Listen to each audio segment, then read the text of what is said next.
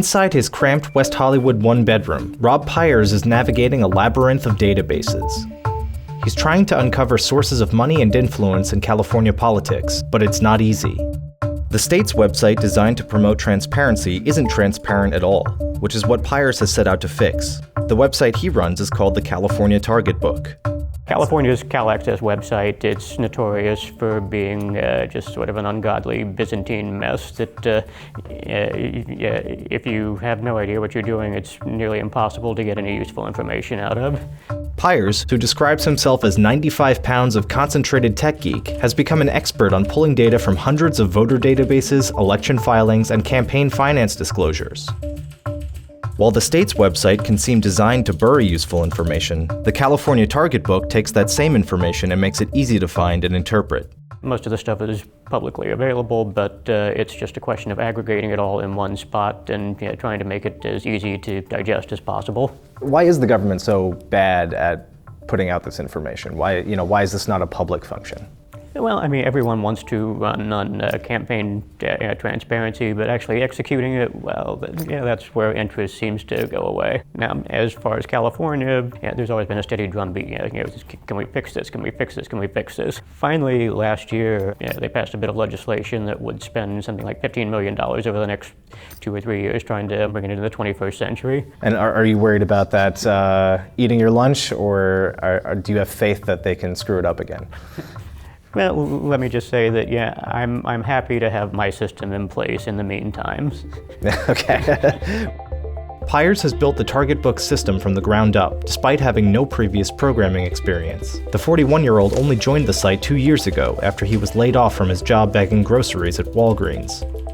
And while the government builds its multi-million-dollar system, the Target Book has already proven its worth. The site actively scans its sources for new information, notifying the public as soon as it appears. Anytime there's a major contribution over $10,000, anytime there's a major independent expenditure over $10,000, it'll log it, tweet out the link, and do a screenshot of everything. Another thing is anyone that is on a watch list that I have set up, like anyone who's spent like over $5 million in independent expenditures in the 2016 campaign, I added their committee number to a list. I'd like to think that I'm doing whatever I can to try to make everything more transparent.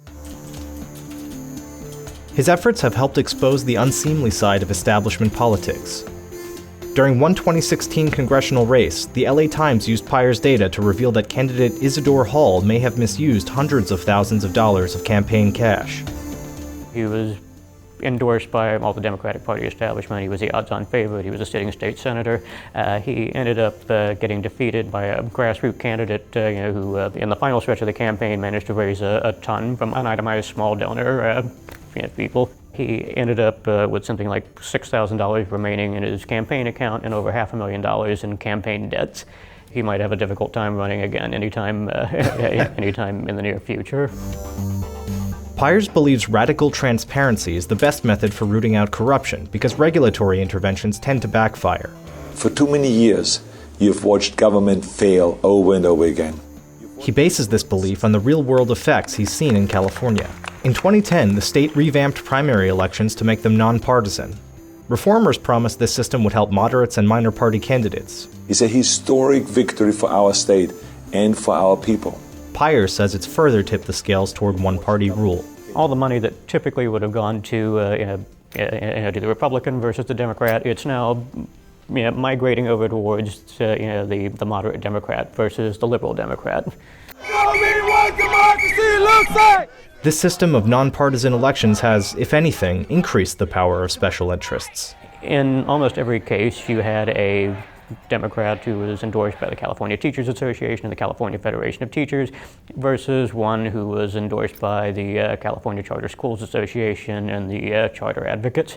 Race after race after race, those Democrat versus Democrat races tended to be the most expensive ones out there. One Bay Area district assembly race, spending by both sides over the course of the year was in excess of $9.3 million.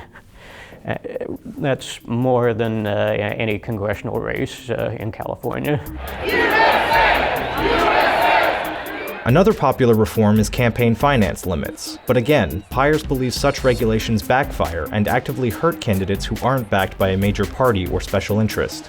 I think the problem we're seeing right now, it's twofold. Campaigns are getting increasingly expensive. They're lasting longer with the trend towards earlier and earlier voting. It becomes more difficult assembling a war chest when you're limited to something like $2,700 per transaction, while at the same time outside groups can come in and raise unlimited amounts, just wasting all of this time and effort, and in the end their message can be overwhelmed by someone coming in from outside of them, taking control. It's not the campaign that they want to run. I think deregulating things has been, I think we're part of the way there. The problem is it's half measures. Right now it's taken the shackles off of outside groups, but it still leaves them on the candidates themselves. So the candidates are at a disadvantage, and they cannot legally coordinate with any of these groups that are able to raise all this money. You've seen how the sausage gets made in California, right? You know what's behind all the money. Do you think that there's a negative effect of allowing all of this, the super PACs and the other groups in? It's a very unpopular opinion to say that I think that Citizens United was correctly decided. I think the equitable solution would be to just take all the limits off of on candidates, allow them to raise whatever they want, and require immediate disclosure for anything. That way, you're not going to have these dark money groups with campaign contributions that don't legally have to be reported. You're able to see where the money is coming from, who is paying for this message, and sunlight is a good thing.